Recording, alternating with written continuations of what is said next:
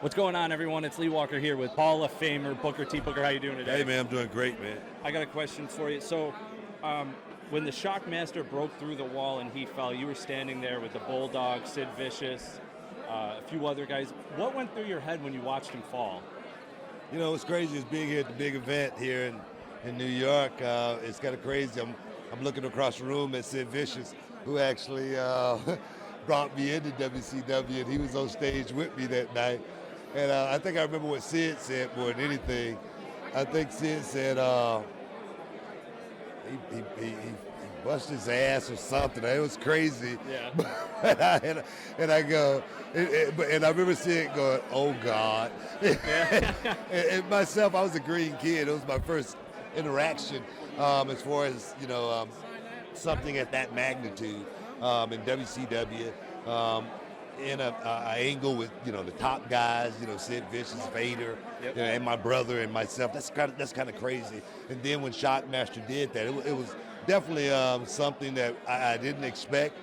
And I was so green, I didn't really know how to handle it other than be in total shock myself and try to still look tough. Try to do those two at the same time. It's kind of like juggling and driving a car at the same time. Yeah, right? So, speaking, because the British Bulldog was standing there too, speaking of him, you actually supported his campaign to go into the Hall of Fame.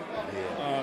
What was that like for you to support, a fellow wrestler who you stood by, you've worked with, to want that person to go in the No, I mean, he's a brother, man. He's a brother that I put in a lot of work in the business.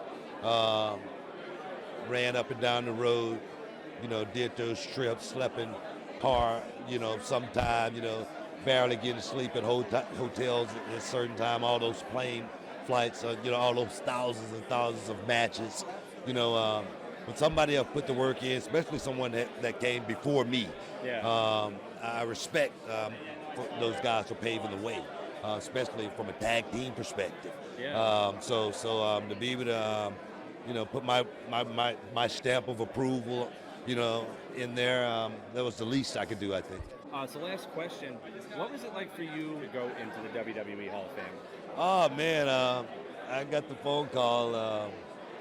It was one of the office guys. I don't want to say his name or anything like that, but I always thought I was too young to go into the Hall of Fame. When it happened, I was like, Yeah. I'm not, old enough yet. I don't have enough gray hair yet. I might still have a few matches left in me. I'm not gonna lie, I don't see any gray hair. I got a couple of strands, but I just didn't feel like I was ready to go into the Hall of Fame. But my body of work, after I sat back and I looked at it and thought about it, I go, wow, I guess I am a Hall of Famer. Yeah. I never really thought about that along the journey.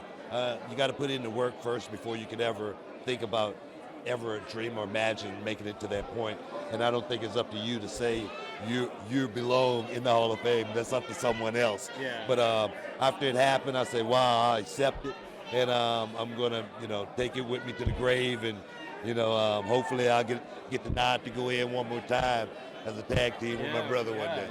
Yeah. I mean, like you signed on the figure 10 times WCW tag team Yeah, champion. we broke the record there. We still hold the record and go down in history as, one of the greatest tag teams of all time. Oh, absolutely. And hopefully, my brother will get a chance to get that nod and, hey, I'll be a two-time Hall of Famer. You never know. Yeah. Booker, I'd like to thank you for taking the time to speak with me today. It was an honor. Thank you very much.